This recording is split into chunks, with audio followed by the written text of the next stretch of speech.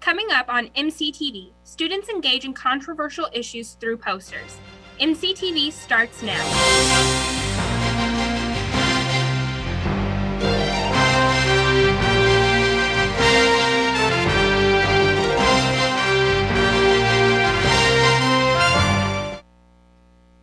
Welcome to MCTV. I'm Erin Hinkle.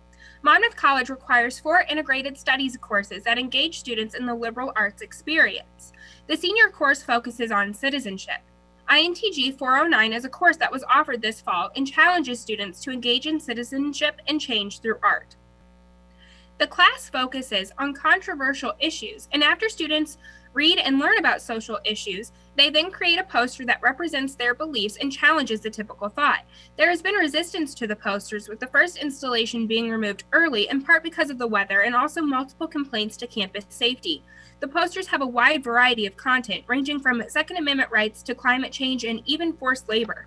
The posters are giving students a much-needed outlet to express the wide array of opinions contained within our small Monmouth College community. Personally, in my opinion, I think that's one of the fun things and the positive side of the pieces is that you can be a little bit more controversial depending, what your views are. Some things are controversial, some things aren't.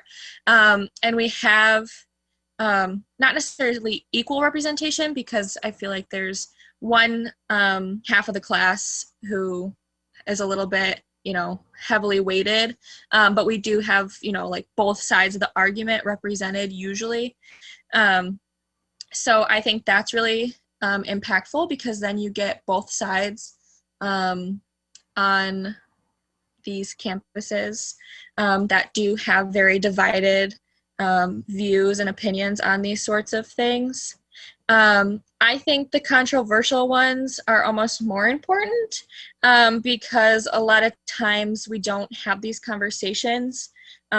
You're in class and you kind of try and stray away from them. You make kind of like a baseline intro into those more controversial views, but then you don't go too far because you don't want to make anybody upset. I think a lot of professors are kind of scared to get into that sort of thing, and they don't want to, again, they don't want to upset their students. They don't want to make them feel, out of place or whatever. Due to the 2-week cool down, the last 2 installations have been canceled. To look at the posters from this semester, follow Mo Combos on Instagram. Monmouth alum Brad Nardstadt recently gave a virtual presentation on his collection of over 1,600 presidential campaign buttons, ranging from the election of 1896 to 2020. Nardstadt has always had an interest in politics and got the chance to volunteer for the Dukakis campaign in 1988 when he was a junior at Monmouth. They asked if we could, myself and 2 other kids from the class who went with me, if we could help them set up that rally. So we did. We spent 3 days, basically 3 days and nights, building a stage, building a way for Dukakis to come in, building a way for him to go out, hanging this huge banner in the background that had a picture of rolling cornfields and trees and such. And we came back on the Saturday of the rally, helped them pass out T-shirts and posters for people to hold up in the audience. And our only payment, we weren't getting paid for this, was a handful of buttons. And that's really how this whole thing started. While his collection currently has a display box for every major candidate from 1896 to 2020, Nardstadt says he is always interested in adding new pieces if something really speaks to him. Although campus life has changed dramatically since 1918, the current pandemic draws parallels to the college's past. The flu pandemic of 1918 impacted Monmouth College in much of the same ways COVID-19 is impacting current students. In 1918, students were required to wear masks everywhere they went except when they were eating. In mid-October, with cases of the flu rising around the country, Monmouth College instituted a quarantine. Students were confined to their rooms except when in class or when the Student Army Training Corps members were in drill. Students who left campus during the quarantine were not permitted back. The school closed in December as cases increased in town without knowing when students would be able to return. McMichael thought we'd better just shut down the campus because there was the virus had really spread throughout the city of Monmouth. There were people dying and catching pneumonia. Young Ronald Reagan was a second grader in Monmouth at the time, and he lived a couple blocks from the campus, and that was one of his memories. He came back to campus in 1976 during the Republican primary, and he visited his old home, and he said that was one of his strongest memories of Monmouth was that quarantine. Monmouth College was able to reopen on January 3rd with no new cases reported. However, a week after classes resumed, a freshman who had contracted the flu earlier in the year died at basketball practice from possible long-term complications from the flu. Like other gyms, the Trotter Fitness Center has had to adapt and create new protocols that make it safer for students to follow them while working out. When Brian Wood took over as the head of the college's Trotter Fitness Center, he could have never imagined the changes that would need to take place due to the global pandemic. Student Sakali Cardona said that the rules are not too strict, but some are still not social distancing and keeping their masks up. I feel like it's way too crowded, and it does feel unsafe at times because there's only so many red spots or red benches to sit at. And since it's been knocked up to 16 people maximum now, with the dance room being closed and the ab workout area being closed, it's way more crowded because even before COVID happened, like there wouldn't be 16 people in one area. We would be able to spread out. So that's the only reason I would feel unsafe, is that like if somebody were to pull their mask down, there wouldn't be enough space for us to social distance. For more information on the protocols, head to monmouthcollege.edu/offices/wellness. With classes not starting again until January 25th, the extended break can be challenging for some students. This longer break has caused Savannah Franklin, who is originally from Colorado, to make the tough decision to not go home over break. Being an out-of-state student, I've made the tough decision to not travel home for the holidays or the extended break. It's pretty tough because I was really excited to see my grandparents, but my grandfather's in a nursing home, and just with COVID and traveling, I was pretty worried to do so and possibly bring that back to my grandparents or my family, and then returning back here and staying here and getting it myself also. So just kind of worried. I'll be staying with my boyfriend's family, which I'm very lucky to have. It was kind of tough explaining to my grandparents why I won't be traveling home this holiday season. Probably it's not my first Thanksgiving, but it is my first Christmas away from my grandparents. So not an easy decision, but I think it's best for myself, for them. Franklin is optimistic that the extended break away from home may still be a memorable one.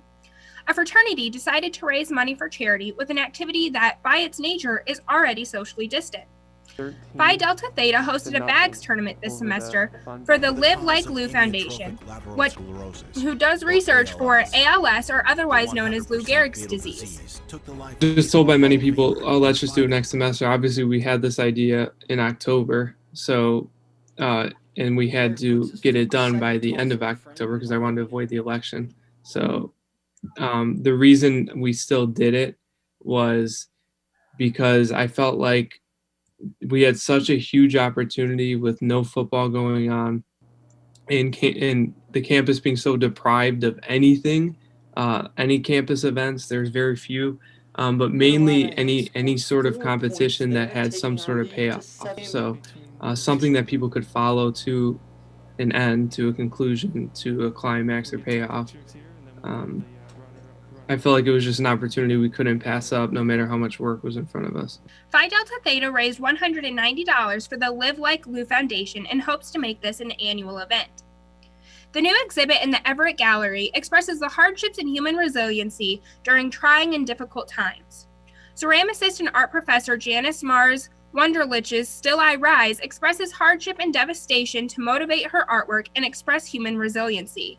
The work I have in this show is directly related to this idea of buoyancy that forces sometimes within our control and sometimes without our control will pull us down.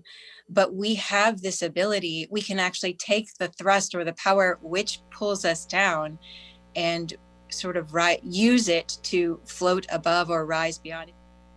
The exhibition will be available in the gallery through November 19th, or can be viewed online at janicemarswunderlich.com. Coming up after the break in sports, will football and basketball have a season this year?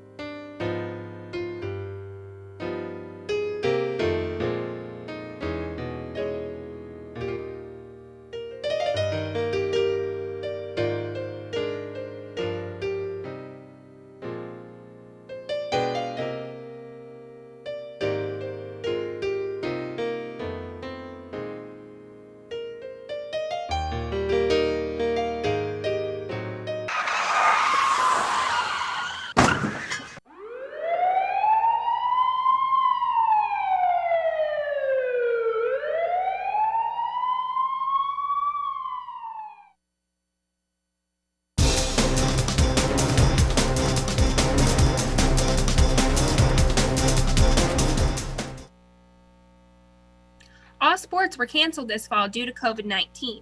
However, that didn't stop Monmouth College sports teams from training and practicing for a possible spring season.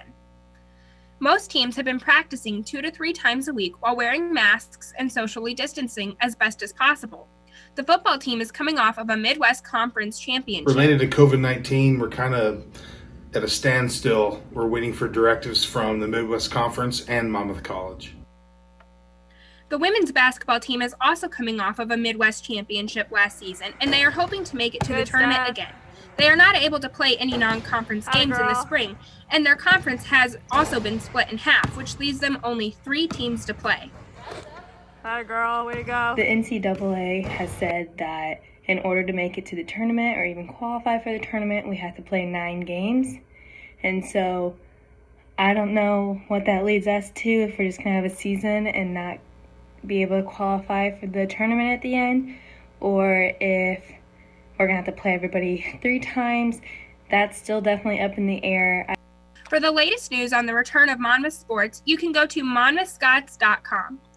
With winter break fast approaching and the Scots football done practicing until 2021, sophomore quarterback Riley Federer looks back at an unusual fall. This fall's practice schedule included several unintentional breaks in action due to positive COVID-19 tests. It was hard because of the small breaks that we had to keep having to take. We couldn't really get in the flow or anything. So that was the most challenging part, was actually trying to get into the flow and things, learn plays. I'm my first year, so it was tough for me to start learning plays and get to know guys when we keep having to taking breaks. Federer says he is looking forward to getting back with his team and just being able to play football again. How do you fill the shoes of one of the best punters in Monmouth College football history? New sophomore punter Addison Fletcher is eager to prove himself next time the Scots take the field. Behind senior punter Joey Beal in 2019, the Scots ranked 8th in the nation in net punt yards. With Beal graduating, the sophomore Fletcher will have to step up and take on the role from the guy he spent much of the last season working behind. Despite the pressures, Fletcher is ready. You're kind of the backbone. I mean, you get down, you get held back, and you're in your own end zone. It's a lot of pressure on you, but you're a huge key to that, being able to flip the field and stuff. It's a huge tool to have a really good punter back there. So I think it was just mindset and execution is one thing that he taught me a lot about. Fletcher said he will never forget the lessons he learned from Beal and is excited for the challenges that await both him and the Fighting Scots football program in 2021 and beyond. That's MCTV. I'm Erin Hinkle. See you next time.